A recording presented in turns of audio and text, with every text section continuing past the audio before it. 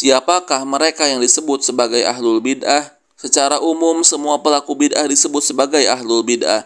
Namun secara khusus yang dimaksud ahlul bid'ah adalah para penyeru kebid'ahan, para tokoh-tokohnya, dan para pelakunya di saat sedang melakukan kebid'ahan. Mereka ahlul bid'ah yang perlu diwaspadai dan disikapi dengan tegas dan keras. Adapun orang awam yang ikut-ikutan melakukan bid'ah, maka mereka tidak dijauhi dan tidak disikapi dengan tegas dan keras. Syekhul Islam Ibnu Taimiyah rahimahullah mengatakan, para dai penyeru kebid'ahan layak untuk dijatuhkan hukum kepada mereka. Berdasarkan kesepakatan ulama, andaikan tidak mampu untuk menjatuhkan hukuman kepada mereka, maka wajib untuk menjelaskan kebid'ahan mereka dan mentahzir mereka, dan ini termasuk dalam amar ma'ruf dan nahi mungkar yang Allah dan Rasulnya perintahkan. Al-Majmu' al-Fatawa. Al-Qarafi rahimahullah mengatakan, para ulama mengatakannya bahwa ghibah dikecualikan pada 6 keadaan. Yang keempat, tokoh-tokoh kebid'ahan dan yang penulis buku yang menyesatkan yang sudah tersebar di tengah manusia tentang kerusakan mereka dan aib mereka, dan sudah tersebar bahwa mereka tidak di atas kebenaran. Mereka boleh digibahi agar masyarakat awam tidak terjerumus dalam kebid'ahan dan menjauhi dari kerusakan mereka sebisa mungkin, dengan syarat tidak boleh berlebihan dan tidak membuat kedustaan dengan menuduh mereka melakukan kefasikan atau dosa besar yang tidak mereka lakukan. Namun cukuplah pada perkara kebid'ahannya yang harus dihindari saja. Adapun orang-orang awam, demikian juga orang-orang yang jatuh pada kebid'ahan karena ijtihad atau karena terpengaruh, bukan karena bersengaja, atau orang solih yang tergelincir, maka tidak diponis sebagai ahlul bid'ah. Ini sebagaimana penjelasan Syekhul Islam Ibnu Taimiyah rahimahullah, sebagaimana disebutkan dalam kitab Usulul Hukmi alal Mubtadi'ah Inda Ibnu Taimiyah karya Syekh Dr. Ahmad bin Abdul Aziz Al-Hulaibi. Disebutkan di sana beberapa kaidah. Kaidah yang pertama, memberikan uzur kepada orang soleh dan ulama mujtahid yang terjerumus kepada kebid'ahan karena berijtihad dan membawa perkataan mereka kepada kemungkinan yang benar. Kaidah kedua, tidak menyesatkan ulama yang mujtahid yang keliru dalam ijtihadnya, baik dalam masalah akidah maupun masalah fiqih, serta tidak menyesatkan atau mengkafirkannya. Kaidah ketiga, memberi uzur kepada ulama yang mujtahid yang keliru dalam ijtihadnya bukan berarti setuju kepada kekeliruannya dan kebid'ahannya, bahkan tetap wajib mengingkarinya selama memungkinkan dengan tetap memperhatikan adab-adab.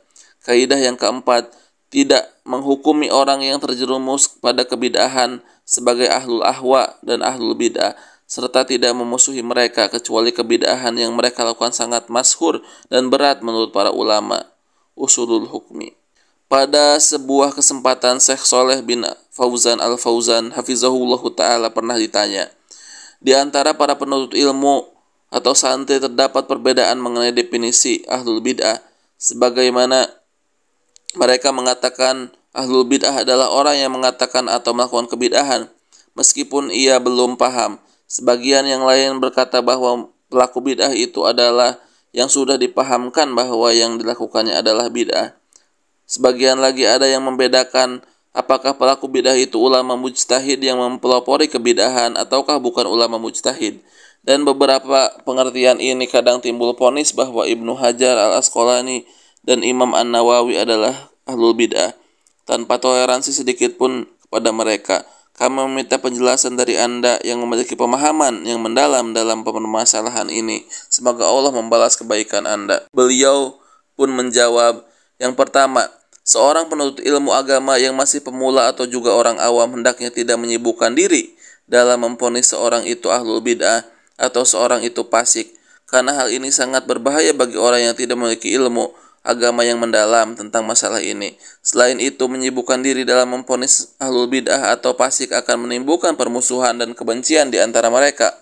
Maka yang semestinya menjadi kesibukan bagi para penuntut ilmu yang masih pemula atau orang awam adalah menuntut ilmu agama dengan benar dan menahan lisan-lisan mereka dari hal yang tidak memberikan faidah bagi mereka. Bahkan menyibukkan diri dalam memvonis tersebut akan menimbulkan bahaya bagi diri sendiri maupun bagi yang lainnya. Yang kedua, bid'ah adalah perkara yang diada-adakan dalam urusan agama yang tidak diajarkan oleh Rasulullah SAW, sebagaimana sabda beliau, siapa saja yang mengada-ngadakan suatu dalam urusan agama kami yang tidak ada diajarkan oleh yang tidak diajarkan dalam agama maka akan tertolak. Hadis riwayat Bukhari nomor 167 dari jalan Aisyah radhiyallahu anha. Jika seseorang berbuat bid'ah karena tidak paham, maka ia dimaafkan karena ketidaktahuannya dan tidak dihukumi sebagai ahlul bid'ah, namun perbuatannya tersebut adalah perbuatan bid'ah.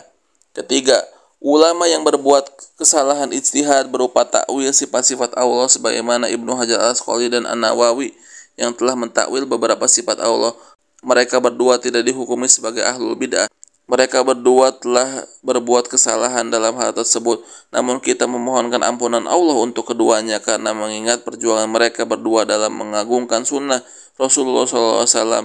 Mereka berdua adalah imam besar yang terpercaya di kalangan para ulama. Contoh Zalatul Fuqaha adalah sebagaimana yang disebutkan oleh Al-Auza'i yang mengatakan, jauhilah 5 pendapat ahlul Iraq dan 5 pendapat ahlul Hijaz. Madinah termasuk Hijaz. Di antara pendapat ahlul Iraq yang dijauhi adalah pembolehan minuman yang memabukkan. Di antara pendapat ahlul Hijaz yang dijauhi adalah membolehkan alat musik dan nikah mut'ah. Syiar Alam An-Nubala. Bagi yang sudah pernah membaca kitab Syarhus Sunnah Al-Barbahari, tentu sudah mengetahui perkataan Ibnu Mubarak rahimahullah, jangan ambil pendapat ahlul Kufah tentang Syiah Rafidhah sama sekali. Jangan ambil pendapat ahlul Sam tentang pemberontakan sama sekali. Jangan ambil pendapat ahlul Basrah tentang takdir sama sekali.